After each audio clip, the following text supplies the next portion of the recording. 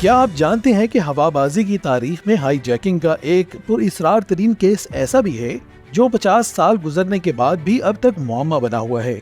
24 نومبر 1971 کی سپہر امریکی شہر پورٹ لینڈ سے سیٹل کے لیے روانہ ہونے والی پرواز میں ایک شخص نے طیارے کو بم سے اڑانے کی دھمکی دے کر بھاری تاوان کا مطالبہ کیا اور رقم ملنے کے بعد تمام مسافروں کو رہا کر دیا۔ اس کے بعد اس نے پائلٹ کو طیارہ میکسیکو کی جانب اڑانے کی ہدایت کی اور راستے میں پیراشوٹ پہن کر کود گیا۔ ایف بی آئی نے ملزم کی تلاش کے لیے 45 سال تک کوشش کے بعد ہار مان لی اور یوں واقعے کے 50 سال بعد بھی اس شخص کی شناخت، جائے وقوع، مقصد اور زندہ یا مردہ ہونے کے بارے میں کسی کو کچھ معلوم نہیں ہو سکا۔ D B Cooper Northwest Orient Airlines کی پرواز 305 پر سوار تھا جب اس نے ایئر ہوسٹس کو پاس بلا کر ایک نوٹ دیا جس پر لکھا تھا، میرے بریف کیس میں ایک بم ہے، میں چاہتا ہوں کہ تم میرے برابر میں بیٹھ جاؤ۔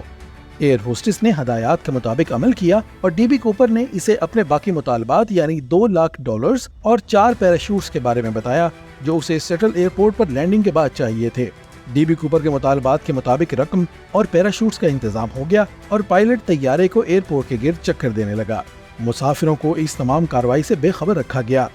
3.5 گھنٹے تک ہوا میں رہنے کے بعد طیارہ لینڈ ہوا تو ہائی جیکر کو رقم اور پیراشوٹس دیے گئے، جس کے بعد اس نے تمام 36 مسافروں اور عملے کے 6 میں سے 2 افراد کو چھوڑ دیا اور طیارے میں ایندھن دوبارہ بھروا کر میکسیکو کے لیے اڑان بھری۔ اس وقت تک رات ہو چکی تھی اور موسم کافی خراب تھا، مگر ڈی بی کوپر نے پیراشوٹ پہنا اور اوریگن کے مشکل مقام پر چھلانگ لگا دی۔ اس کے بعد سے یہ کیس آج تک حل طلب ہے اور بالکل کسی فلمی کہانی کی طرح محسوس ہوتا ہے۔ 1971 سے 2016 تک ایف بی آئی نے ڈی بی کوپر کا سراغ لگانے کی پوری کوشش کی۔ ریکارڈ کے مطابق وہ ایک سفید فام شخص تھا جس کا قد 6 فٹ 1 انچ اور وزن 77 سے 80 کلو گرام تھا، جبکہ عمر 40 سے 50 سال کے درمیان تھی۔ ایف بی آئی نے اس دوران ہزاروں افراد سے پوچھ گچھ کی اور واقعے کے 5 سال بعد تک 800 سے زائد افراد کو مشتبہ قرار دیا، جن میں سے کوئی بھی مجرم ثابت نہ ہو سکا۔ طیارے میں ڈی بی کوپر نے بہت کم سوراخ چھوڑے تھے، جن میں سگریٹ کے چند ٹکڑے، نشست پر ایک بال اور ٹائی شامل تھی، مگر کسی بھی چیز پر فنگر پرنٹ نہیں مل سکے۔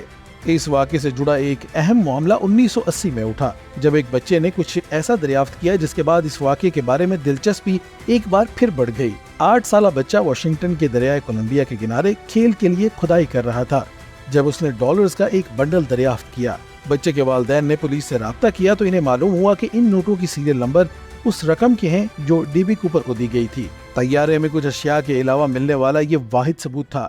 اس کے علاوہ واقعے سے متعلق کوئی بھی ٹھوس ثبوت آج تک منظر عام پر نہیں آ سکا اور یہ معمہ آج بھی حل طلب ہے۔